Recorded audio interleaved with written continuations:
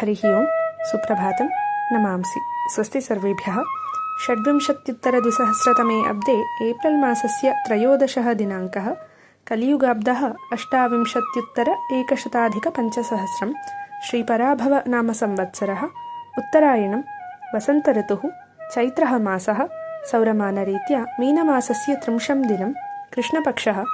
तिथिः एकादशी। वासरः सोमवासरः। नक्षत्रं धनिष्ठा। योगः शुभः। करणं भवः। तदुपरि बालवः।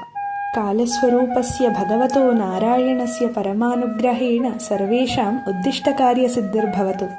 सर्वेषाम् आयुरारोग्यसौख्यमस्तु। आरब्धकर्माणि शुभपर्यवसायिनी भवन्तु। सत्सङ्गप्राप्तिरस्तु। सर्वे देशसेवासन्नद्धाः दीनानुकम्पायुक्ताः दानशीलाः धार्मिकाश्च सन्तु। शुभदिनम् इति गीर्वाणी।